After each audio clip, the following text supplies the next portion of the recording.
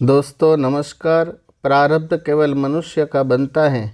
दोस्तों इसका अर्थ समझाते हुए भगवान श्री कृष्ण कहते हैं कि अगर कोई सांप किसी मनुष्य को अकारण काटता है तो उस सांप को उसका पाप नहीं लगेगा। और ठीक उसी तरह शेर दूसरे जानवर की हत्या करता है तो उसका उसे पाप नहीं लगेगा। या बकरी का उदाहरण लीजिए। बकरी किसी की भी हत्या नहीं करती है और सिर्फ घास खाती है, तो इस कारण वो पुण्य की भागी नहीं बनती है। पाप पुण्य का लेखा जोखा अर्थात प्रारब्ध केवल मनुष्य का बनता है।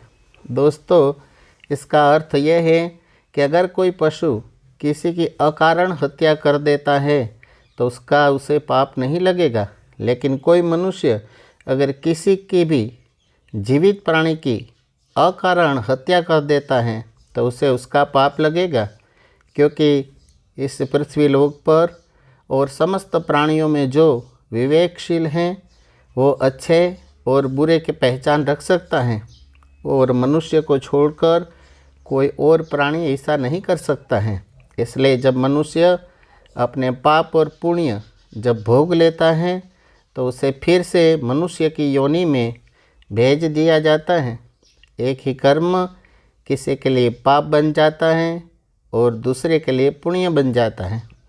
दोस्तों एक मनुष्य किसी कमज़ोर और बूढ़े व्यक्ति का धन लूटने के लिए उसकी हत्या कर देता है तो उस व्यक्ति को निश्चित ही उसके द्वारा किए गए कर्म का पाप लगता है।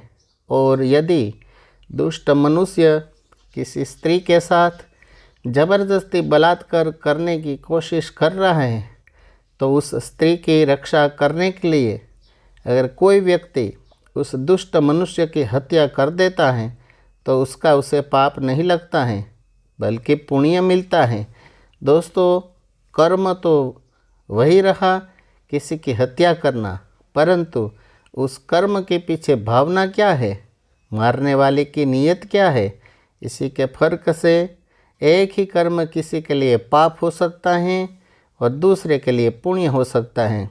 दोस्तों जिस भावना और नियत से मनुष्य कर्म करता है उस नियत के कारण एक ही कर्म किसी के लिए पाप बन जाता है और किसी के लिए पुण्य बन जाता है।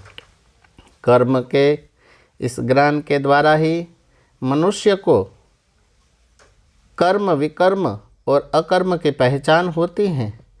दोस्तों उसका अर्थ यह है कि मनुष्य जब निष्काम भावना से कर्म करता है तो उस कर्म का फल उसे नहीं भोगना पड़ता है, इसलिए वो अकर्म हो जाता है। कर्म उसे कहते हैं जिसे सकाम भाव से और फल की इच्छा से किया जाता है। उसका फल मनुष्य को उसके कर्म के अनुसार अवश्य मिलता रहता है। अच्छे कर्म का अच्छा फल मिलता है और बुरे कर्म का बुरा फल मिलता है। और जो असत्य, कपट, हिंसा आदि अनुचित और निश्चित कर्म को विकर्म कहते हैं। वीडियो से कुछ सीखने के लिए मिला है दोस्तों, तो वीडियो को लाइक करें और चैनल को सब्सक्राइब करें। जय हिंद, जय भारत, वंदे मातरम।